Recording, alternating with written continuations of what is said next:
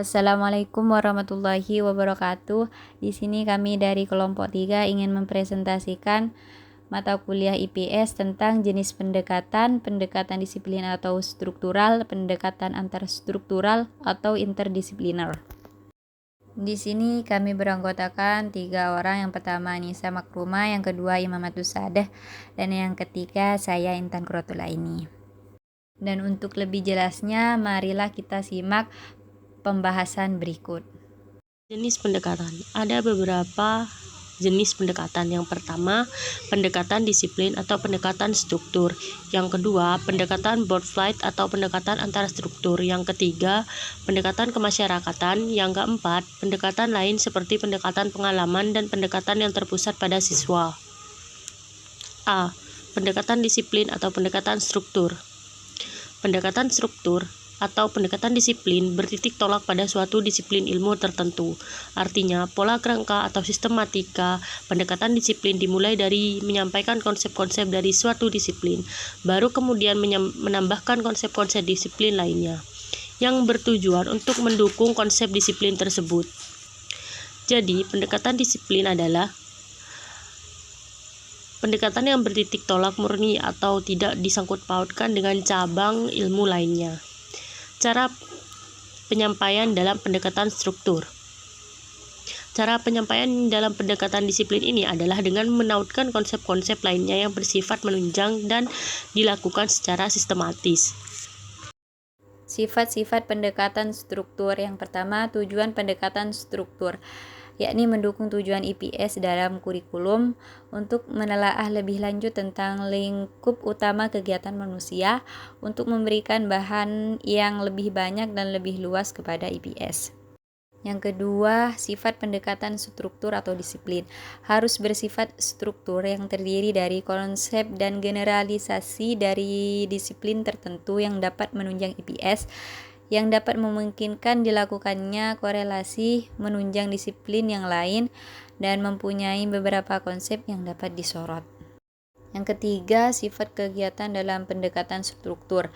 Dalam proses belajar mengajar, hendaknya lebih banyak diberikan tugas kepada anak untuk mencari sumber-sumber di luar buku teks, misalnya dari surat kabar, majalah, dan sebagainya.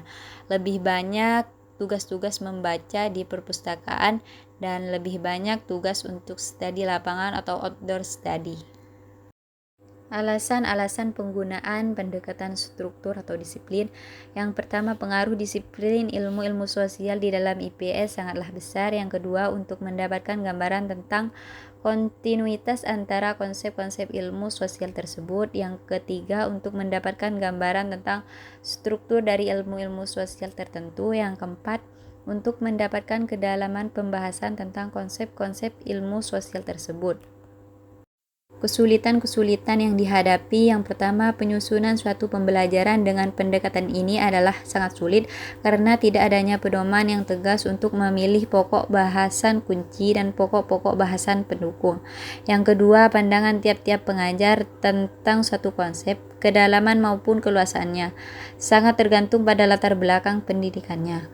Yang ketiga, keterampilan guru untuk mempertautkan konsep-konsep sangatlah terbatas dan dipengaruhi oleh berbagai faktor, antara lain waktu, kesempatan, referen, dan sebagainya. Ini adalah mengakibatkan pelajaran IPS menjadi kering dan menjadi spirit subject.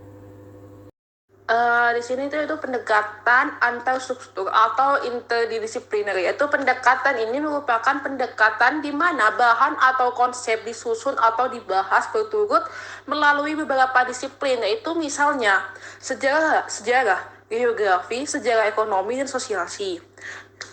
Dan juga sesungguhnya dalam pelajaran IPS yang bersifat board-field ini dapat dibedakan adanya dua jenis pendekatan, yaitu yang ke-1, pendekatan multidisiplin. 2, pendekatan interdisipliner. Juga kesulitan yang dihadapi. Nah, kesulitan yang dihadapi itu kesulitan penggunaan pendekatan ini dalam pelaksanaan pengajaran IPS. Dapat dimaklumi mengingat bahwa di dewasa ini kita belum memiliki guru IPS yang generalis. Tetapi hal ini dapat diatasi melalui tim teaching pada saat memprogram atau waktu pelaksanaannya.